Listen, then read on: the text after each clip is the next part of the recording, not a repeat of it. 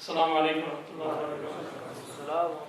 الحمد لله رب العالمين. الحمد لله على نعمه الشاملة والآية الكاملة. والصلاة والسلام على محمد المصطفى وعلى آله المجتبى وأصحابه أجمعين، أما بعد. أعوذ بالله من الشيطان الرجيم. بسم الله الرحمن الرحيم. إن الله وملائكته يصلون على النبي يا أيها الذين آمنوا صلوا عليه وسلموا تسليما. اللهم صل على سيدنا ومولانا محمد وعلى آل سيدنا ومولانا محمد وأصحاب سيدنا ومولانا محمد وأزواج سيدنا ومولانا محمد وبارك وسلم وصل عليه. الصلاة والسلام عليك يا سيدي يا رسول الله. الصلاة والسلام عليك يا سيدي يا نور الله. الصلاة والسلام عليك يا سيدي يا رحمة للعالمين.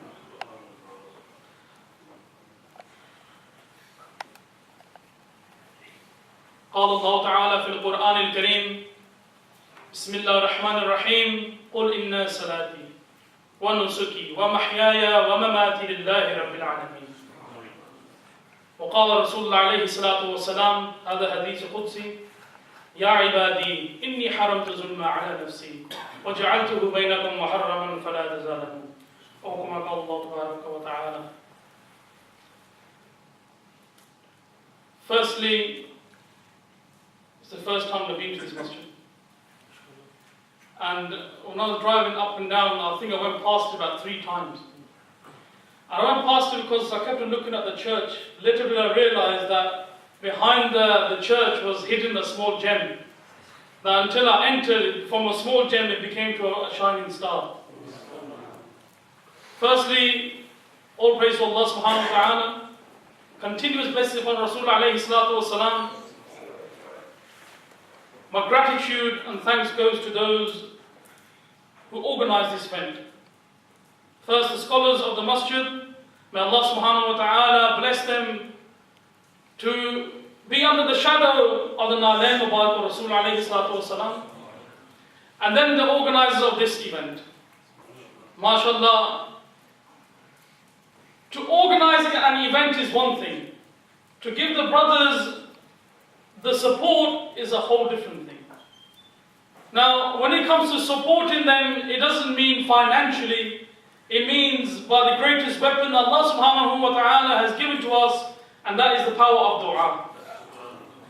If you can give them, the brothers, the du'as sincerely from your hearts, let your hearts utter, not your tongues, but let your hearts utter, in supplication for the brothers who organize such events, then believe in me, not only will their status inshallah be raised, but inshallah your status will be raised as well just by remembering. As Imam Syed said, فَاذْكُرُنِي أَذْكُرْكُمْ. Remember me and I shall remember you, as Allah subhanahu wa ta'ala says in the Quran. So when we remember Allah subhanahu wa ta'ala, and when the brothers through the remembrance of Allah subhanahu wa ta'ala organize these type of events, and then when you remember the brothers in your supplication and your dua, then in supplication, dua, you remembering Allah subhanahu wa ta'ala, then what greater way is there than the power and the greatest weapon ever given to us, which is the dua. Before I start, is Mufti Sahib already coming, inshallah? The events that took place are such events that a person cannot just talk for a couple of hours or 3-4 hours or 4-5 hours.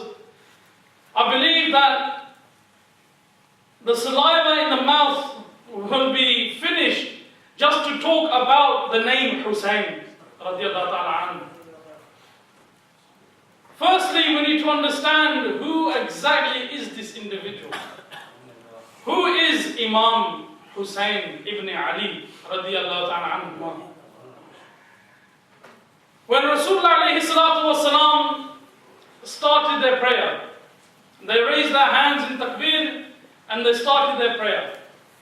Whilst they were in their prayer, around them Sayyidina Imam Hassan and Imam Hussein, Hassanain Karimain. Both were playing with each other. They're both playing with each other, wrestling with each other. This is something they're very fond of.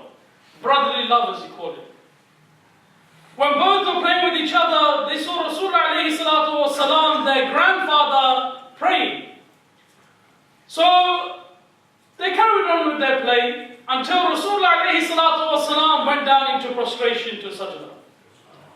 When they went down into sajda, into prostration, Sayyidina Imam Hassan and Sayyidina Imam Hussain both found the opportunity that let's play with our grandfather as well. Sallallahu alayhi wa sallam. So when Rasulullah alayhi salatu wasalam went down into prostration, into sajda, Sayyidina Imam Hussain climbed on the shoulders of Rasulullah alayhi salatu wasalam.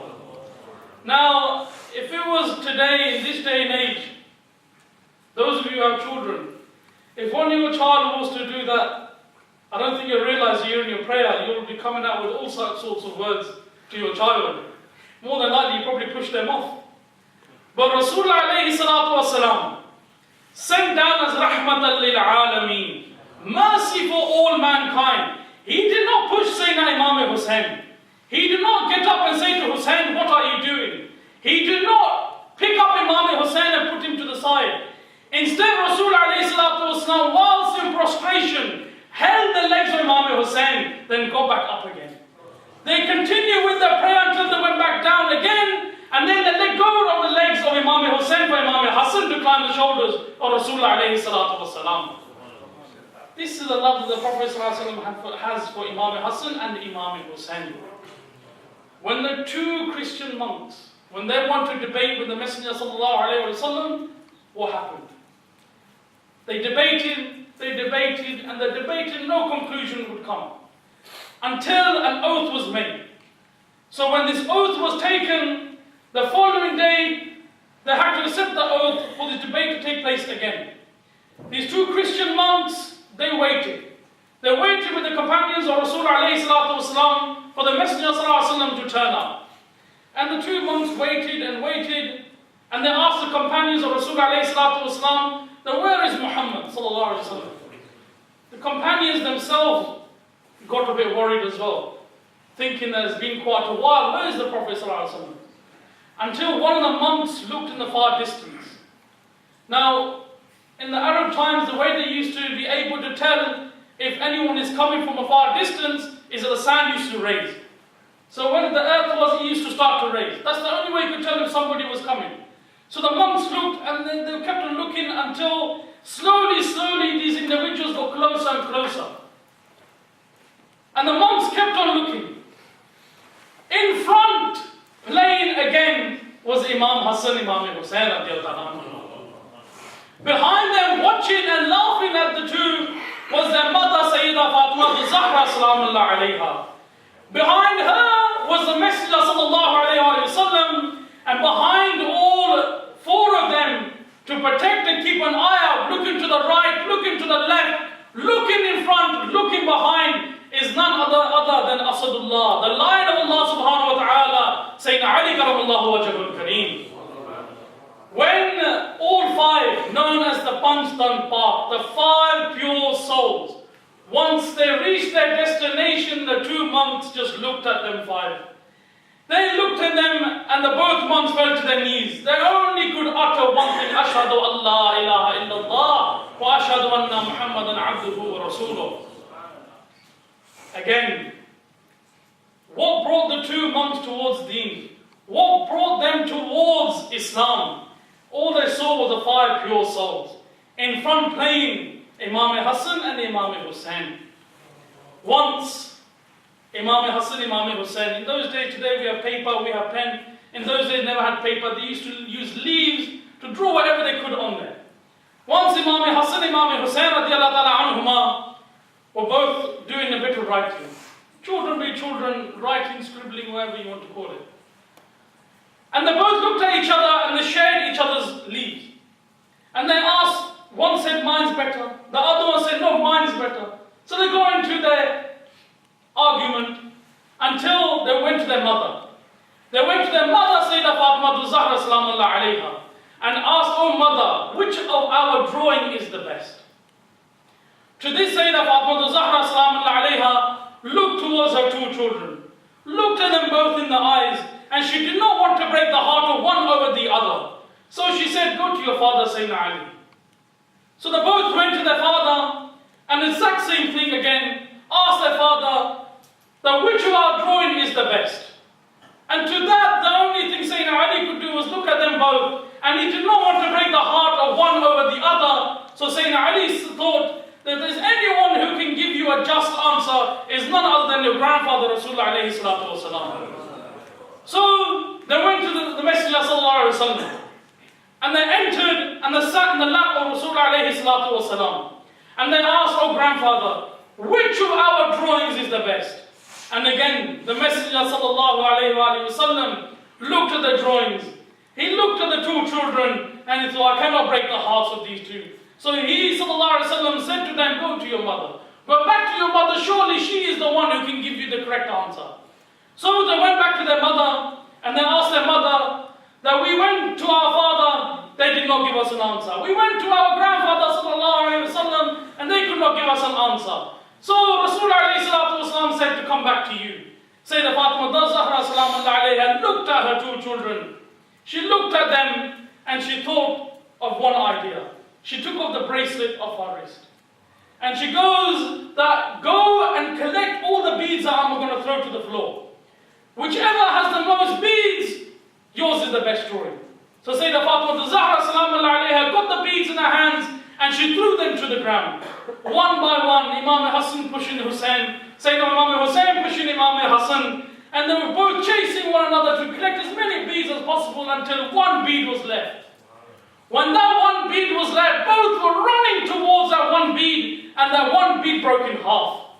One collected the one half, the other collected the other half, went back to the mother counted, looked at the half, and she looked at her two children, held them both in her arms, and she started to cry. She goes, when you two came to me to ask me which of our drawing is the best, I could not break your heart. When I said to you to go to your father, Sayyidina Ali Karbala wajhul Kareem, and to ask him which of the two drawings is the best, he could not break your heart. When he sent you to Rasulullah alayhi salatu wasalam, your grandfather, to ask them which of the two drawing is the best, he could not break your heart. When you came back to me for the second time, I thought, I cannot break your heart. I leave it in the hands of Allah subhanahu wa ta'ala. Now that you collected the beads and the one that was left broke in half, you both have equal beads. Even Allah subhanahu wa ta'ala does not want to break your heart.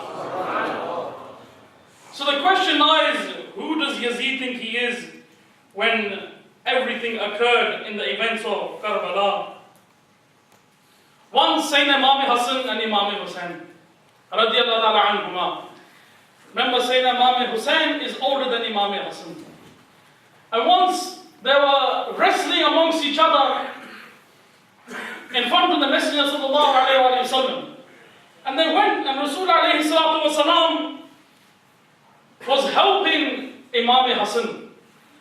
And Sayyidah Fatima Zahra, the mother of Imam Hassan, Imam Hussein radiyallahu anhuma, walked in. And she asked her father, why is it that you're helping Hassan? Why are you not helping Hussein? To this, Rasulullah alayhi salatu wasalam said, oh my dear daughter, you do not see what I see. Whilst I am helping Hassan, have you not noticed that Hussein is getting stronger and stronger? Because whilst I'm trying to help Hassan, Jibreel alayhi salam is helping Hussein. Look at the love between not just the mother of all believers, Sayyidah Fatima Zahra salamullah alayha, not just Sayyidina Ali karamullah wajhul Kareem, the father of Imam Hassan, Imam Hussein radiyallahu ta'ala anhuma, not just the Messenger sallallahu alayhi wa sallam himself, but look at the love that Jibreel alayhi salam has towards Imam Hassan and Imam Hussein radiyallahu ta'ala anhuma. We all like the smell of scent. We all tend to wear as much ithr as possible, because obviously we don't want to be smelling bad. And plus it's a sunnah as well to smell nice. Rasulullah alayhi salatu wasalam, when he used to cuddle Imam Hassan and Imam Hussein, he used to cuddle them so much. And the companions just used to ask that, Ya Rasulullah, why is it that you cuddle them so much? He goes, number one, that these two, Imam Hassan, Imam Hussein, was holding him in his arms, and in one narration was holding the hands. These are the princes of paradise. Number two, if you could smell the scent that I can smell from them, undoubtedly that this is the scent of paradise. From both Imam Hassan and Imam Hussain radiallahu ta'ala anhuma. Rasulullah alayhi salatu wasalam said, whilst holding the hands of Imam Hassan and Imam Hussain, that I love them, you love them. Whosoever loves them, whoever loves their mother Fatima Zahra salamullah alayha, and whosoever loves their father Sayyidina Ali karamallahu wajhul kareem, surely has tasted paradise. Now the question lies, the events that took place in Karbala, were they events that should have taken place? Could they have been avoided? Undoubtedly, during the time of Rasulullah alayhi salatu wasalam, we all know about the stories of how the kuffars used to attack the companions of Rasulullah alayhi salatu wasalam, to the extent of what Sayyidina Bilal radiallahu ta'ala anhu went through. When the boulders, the rocks were put on top of his chest, he did not scream. When the kuffars used to kick dust in his eyes, he did not scream. When they used to apply so much pressure on him to force him to leave Islam, he did not scream. Instead, he kept on saying, Ashhadu Allah ilaha illallah, Ashhadu Allah ilaha illallah, Ashhadu Allah ilaha illallah. This is what the companions, they went through. But then there were some companions who were lucky. Sayyidina Umar radiallahu ta'ala an, that individual that went towards the Messenger sallallahu alayhi wa sallam, sword in hand.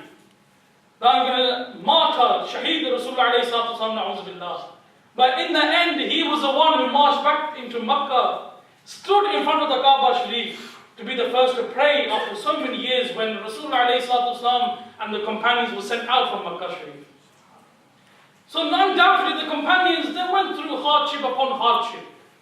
But if there's the biggest test that any individual went through to become the example for us today, especially on the youth, is none other than the example of Sayyidina Imam Hussain radiallahu ta'ala anhu. And the reason I say that is that if the sacrifice of Imam Hussain was not done today, was not done then for today, then this masjid would not be here. The masajids across the world would not exist.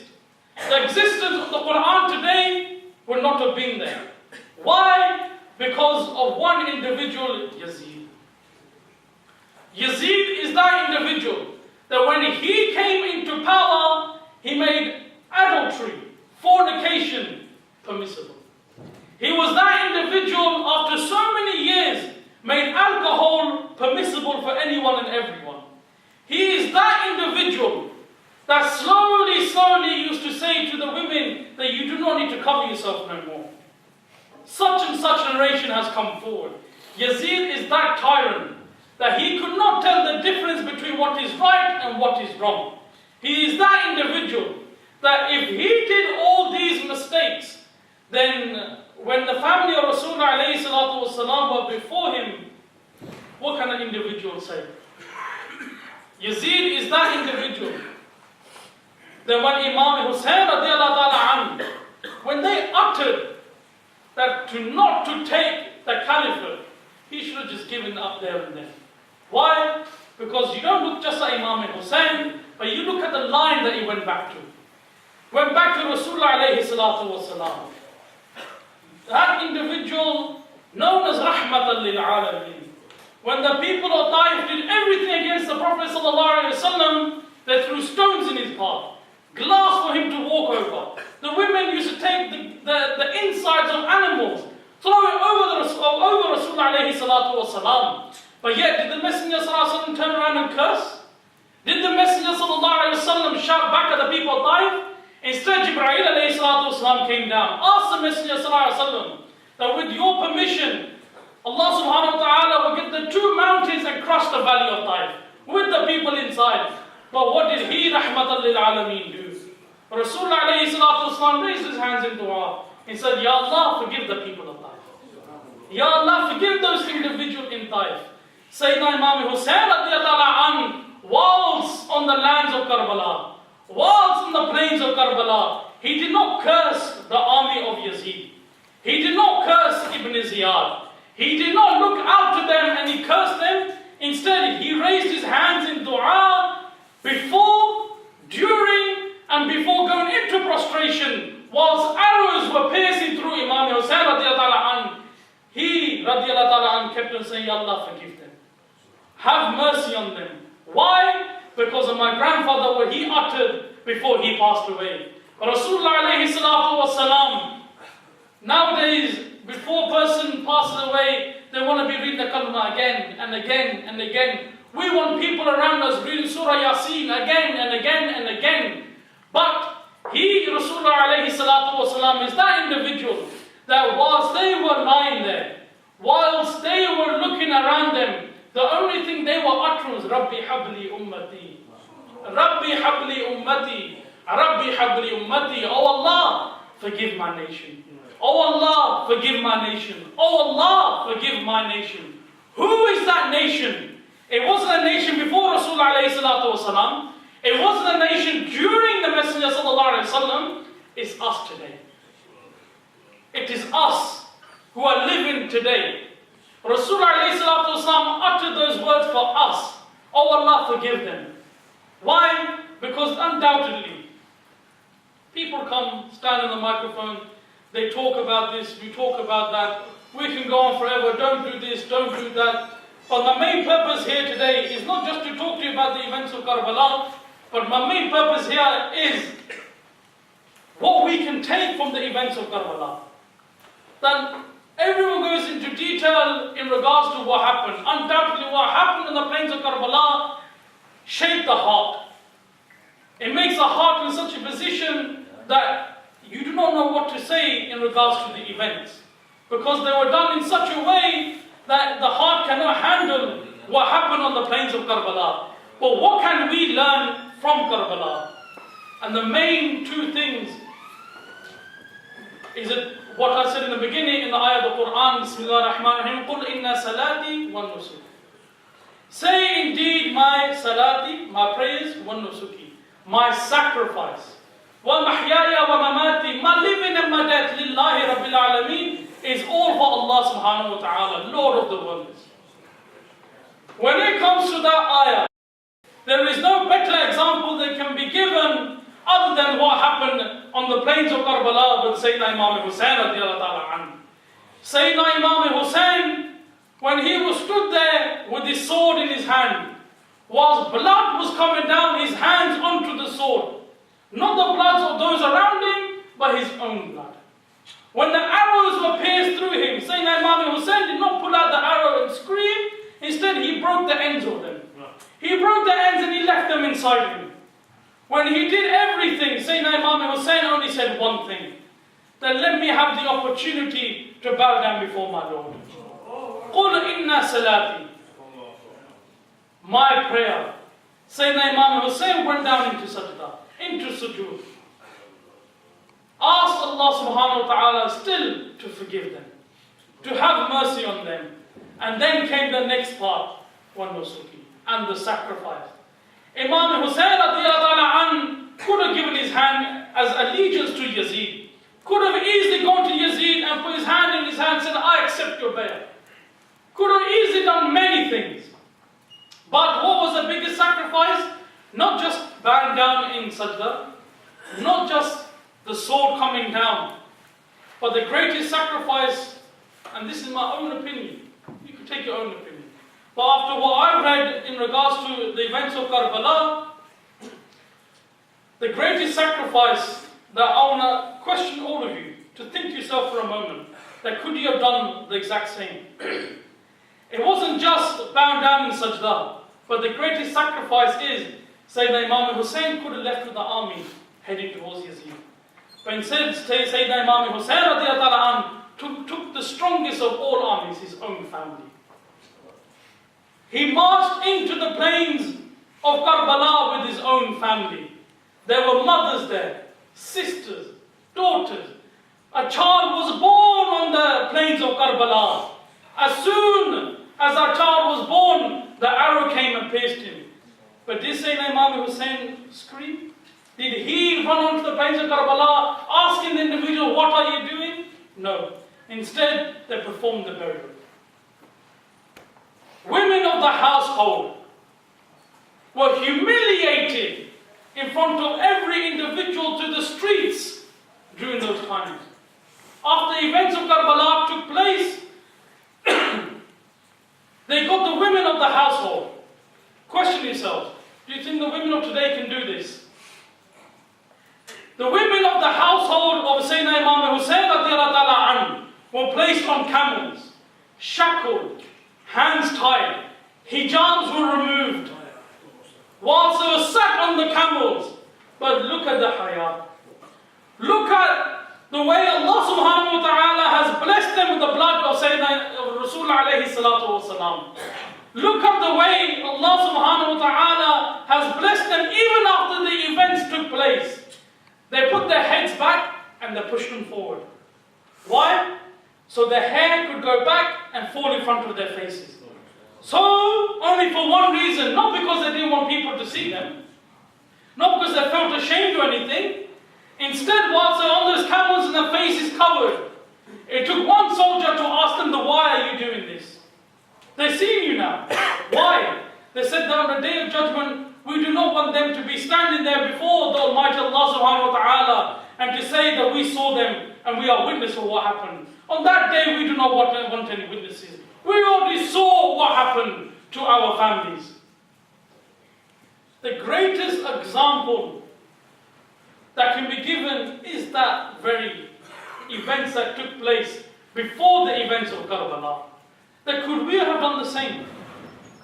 Nowadays, if one person swears at the other, what do? We ring up our 50 lads. We have all them turn up. Let's have a fight.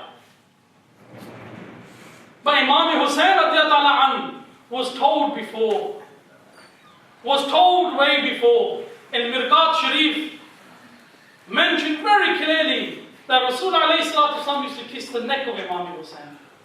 He used to kiss the neck of Imam Hussain considerable amount of times. And Rasulullah used to say that if only you knew what was going to happen to my grandson. Only Allah subhanahu wa ta'ala has blessed me to know what is going to happen to my grandson. The biggest sacrifice ever given from that very day up until today, and I see in the future as well, there will never ever be a greater sacrifice than the sacrifice that Imam Hussain gave, not just for Islam, not just for Iman, but for the youth of today. Sacrifice, patience. How many of us can say that we have patience? We have the greatest of all patience. Anyone can say anything to us, but we can be very patient. We can't say that. But look at the patience of Imam Hussain. That before his very eyes, one by one, family members of that household were perished, were shaheed, were martyred, one by one. Put yourself in that position. Could you be able to have done that? Could you have been in a position to see one by one of your own family members, mothers, daughters, children, near the ending of the events of Karbala, before the greatest sacrifice was done? Ibn Ziyad's army went up to Imam Hussain, gathered around him.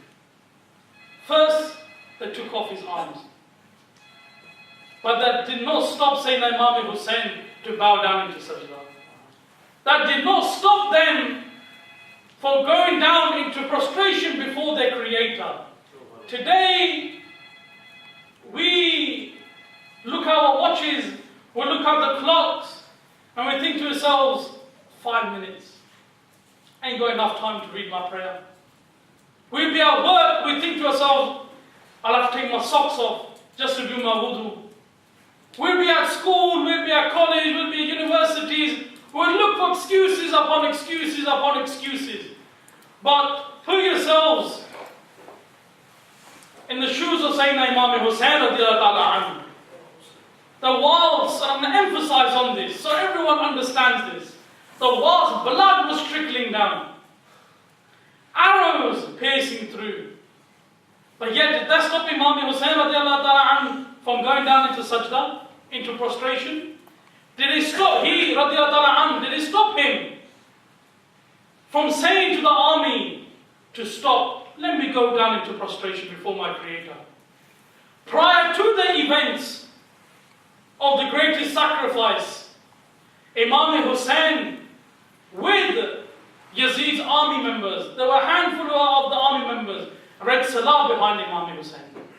They prayed behind Imam Hussain. But yet when he came to the battlefield, all was forgotten.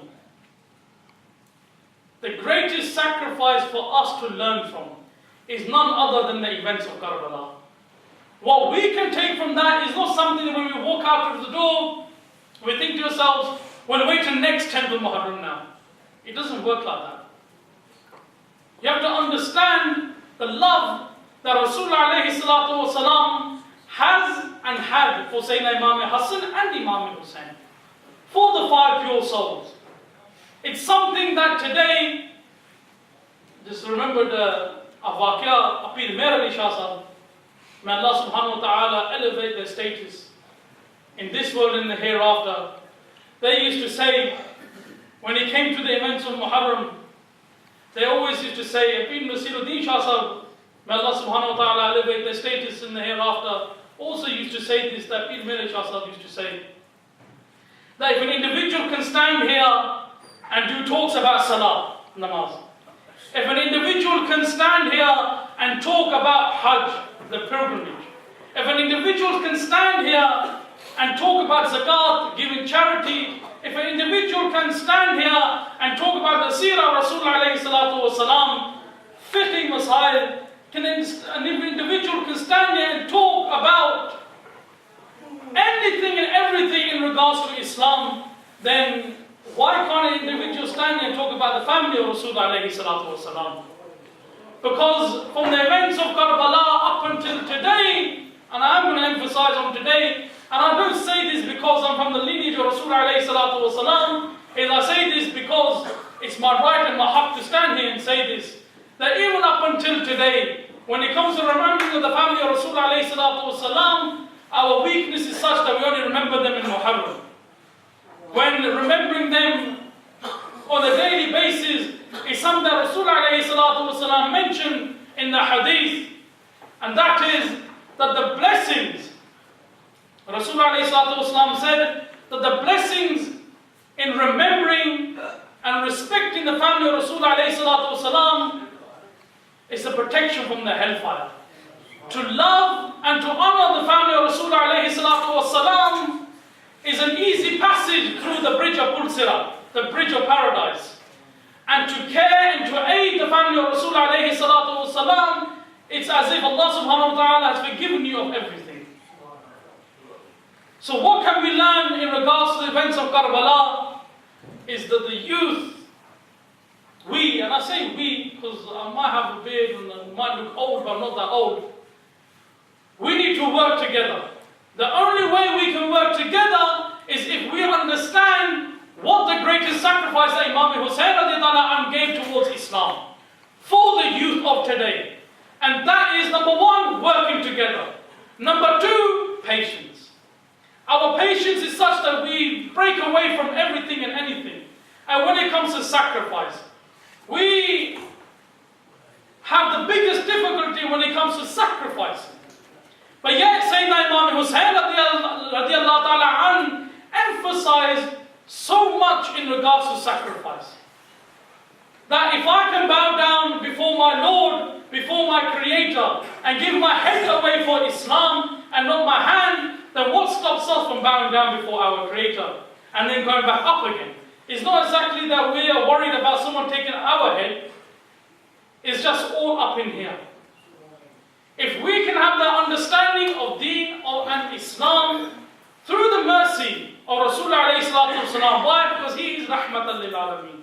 Mercy for all mankind. He sallallahu alayhi wasallam could have told the companions. Because remember, the Prophet sallallahu alayhi wasallam knew about the events of Karbala. Knew that this event was going to take place. Knew what was going to happen to his grandson Sayyidina Imam Hussain radiallahu ta'ala anhu. He ﷺ could have said to the companions to protect him, watch over him, because this is what's going to happen. But instead, it was the sacrifice that Imam Hussein gave that we exist today. It was through the existence of Imam Hussein that we exist today. Why? Because Shaykh Hindi, Mujaddid al-Fithani, I don't want to go into too much detail in this, they say that Allah subhanahu wa ta'ala created the Noor first. Before anything, everything that Noor was created. That Noor was then subdivided into 4 parts. Number 1, the Arsh was created. Number 2, the tablet. Number 3, the pen. And number 4, everything that is around us. It was subdivided. Then from that, the world, the universe, the trees, the stars, everything that you look around you was created from that Noor that was subdivided. Shaykh Hindi says in his Al-Makhtubat that Noor that Allah subhanahu wa ta'ala created was a Noor of Rasulullah alayhi salatu wasalam. So the reason that I say that our existence depends on Imam Hussein is because that Noor traveled through Imam Hussein. That's the grandson of Rasulullah alayhi salatu wasalam. So what do we do today? What is our understanding about when Rasulullah alayhi salatu wasalam spoke about the events of Karbala? That when Sayyidah Zainab, when she was walking on the grounds of Karbala, collecting whatever she could, and it wasn't belongings that she was collecting, because after when Sayyidina Imam Hussein's blessed head was taken, Ibn Ziyad's army, what did he do? He got the horses to trample over the bodies. The bodies of the Ahlul Bayt, the bodies of the family of Rasulullah alayhi salatu wasalam. He had then all the horses to trample over them. And then she, Sayyidah Zainab, may Allah subhanahu wa ta'ala bless her mighty soul, she walked in the plains of Karbala collecting the body parts. She walked around the plains of Karbala collecting wherever she could. And there standing before her was an individual. And to her she thought that she's seeing things. There was Sayyidina Ali karamallahu wajhul kareem. Sayyidina Ali looked towards Sayyidah Zainab and she asked that, "Oh Asadullah, oh Lion of Allah, you see what happened today? You saw what happened to your son today. Look what they've done to him." Sayyidina Ali karamallahu wajhul kareem said to Sayyidah Zainab that not only was I watching, your grandfather was watching as well. Rasulullah alayhi salatu wasalam. Not only was he watching, but Allah subhanahu wa ta'ala was watching what happened to him as well. They wanted to see whether the sacrifice of his hand was great or was a sacrifice that he was going to give far greater. And undoubtedly the sacrifice that Imam Hussein gave whilst in sajda is far greater in this world, continue to be greater in the future, and in the hereafter is what is going to get all of us into paradise. This is something that we all need to remember. This is all something that we cannot afford to forget. This is not an event that took place just for the sake of Muharram. I know there are individuals out there who tend to abuse their bodies in such ways during these times in Muharram, but believe in me, the one thing I want to say is this, that when it should have been done then, where were you? Why do it now? Right in the beginning, what did I say? The greatest weapon given from Allah subhanahu wa ta'ala as a gift for us is none other than raising your hands in dua. That is the gift that Sayyidina Imam Hussein took onto the battlefield, whilst that 6,000 armies were in front, battalions were in front of him, whilst he was just with his family, with the 44 and the 30 camels, against the battalions that were in front of him.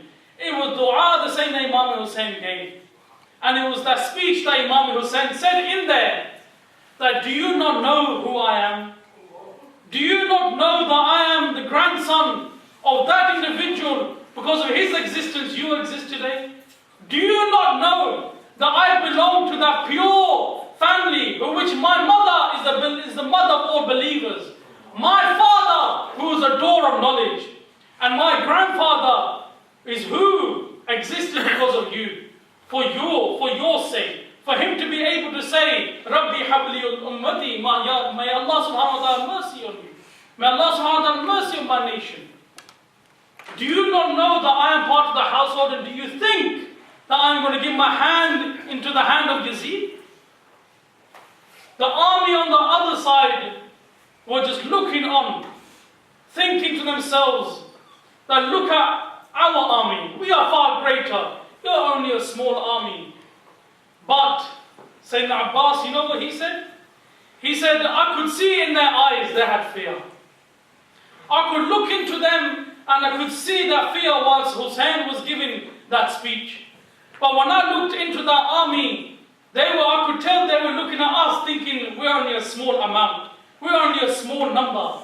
But when I was looking on to them and I turned around and I saw the children, when I turned around and I saw the mothers and the sisters, when I saw them, and I knew straight away that the only amount they could see in front of them was only a small amount. Nowadays, where does the problem lie? What can we learn from the events that took place in Karbala? It's very straightforward, very simple. If you have this in your heart every single day, if you have this on your mind every single day, believe in me, you will never ever fail. Rasulullah said that if you hold on to two things, then you will never ever go astray. Number one, the Quran. And number two, my family. Hold on to these two things and you will never ever go astray. At the same time, never forget, قُلْ إِنَّ الصَّلَاةَ وَالنُّسُكِ وَمَحْيَايَ وَمَمَاتِي لِلَّهِ رَبِّ الْعَالَمِينَ. Indeed, my prayers, my sacrifice, my living and my death, Lillahi Rabbil Alameen, is all for Allah subhanahu wa ta'ala, Lord of the worlds. If we have this within us, we keep it resting on our hearts, and we keep uttering every single second of the day, then you will never ever go astray. And now you're probably thinking, how can we keep this uttering every single day? It doesn't literally mean that you utter with the tongue, it means uttering with the heart.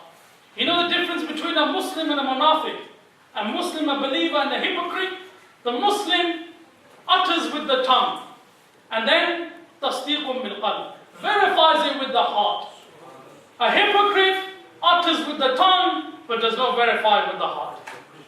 This is the difference between a mu'min, a believer, and a hypocrite. On one side, Sayyidina Imam Hussein, flowers of paradise, the scent of paradise, the princes of paradise, one of the princes of paradise. And on the other side was a munafiq, was a hypocrite. Even to call him that is not enough. He might have uttered with his tongue, but there was no verification of the heart. For the things that he did and what he's done is something that he cannot be forgiven for. From that day up until Judgment Day. So, the lessons that we take, what do we learn? Very simple, very basic. Do not ever forget your prayer. Every person that comes on the microphone always talks about prayer, about prayer, about prayer. We do not forget it. Why? Believe in me.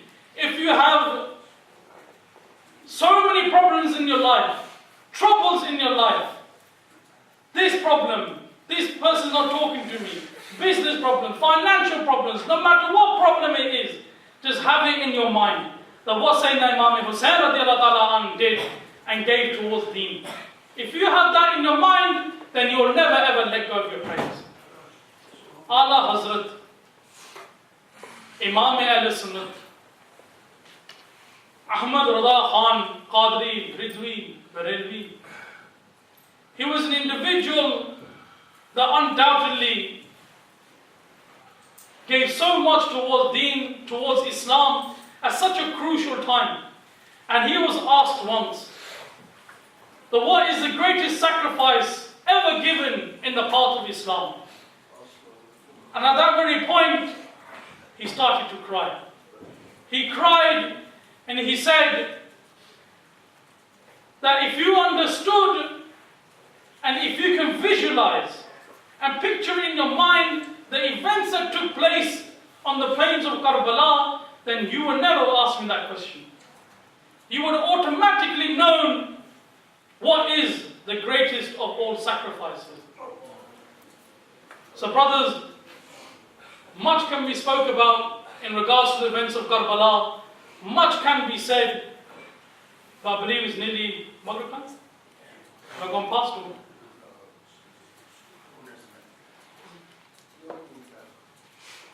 Do not give up. Sayyidina Imam Hussain radiallahu anh could have easily given up if he wanted to. He could have taken what Yazid had offered him, but he did not. Not for the scholars' sake, for the ulama that sat here, not for the people around the world, not just for the individuals sat here, but the main emphasis that Sayyidina Imam Hussain radiallahu ta'ala anh gave when he came to that greatest sacrifice is for the youth. It's for the youngsters of today. Because remember, you are the future. The future of the existence of Islam through Ahl Sunnah wal Jama'ah only exists through your very hands. You are the ones that continue with it. But if you don't want to continue with it, if you don't want to be the best of all Muslims, then just take on board one thing. Do not ever forget the sacrifice that Imam Hussain radiallahu ta'ala anh gave. You keep that in your heart and believe in me. Watch how you come back towards Islam. Watch how the love and the scent of Islam comes back to you. May Allah subhanahu wa ta'ala bless you all with the many blessings from the very scent of paradise, Sayyidina Imam Hussain. May Allah subhanahu wa ta'ala elevate your status in this world for the hereafter. May Allah subhanahu wa ta'ala make your prayers, your sacrifice, your living and your death for the sake of Allah subhanahu wa ta'ala, Lord of all the worlds. If there's anything I have said wrong, it's all from me, it's my mistake. أقول قولي هذا وأستغفر الله لي ولكم.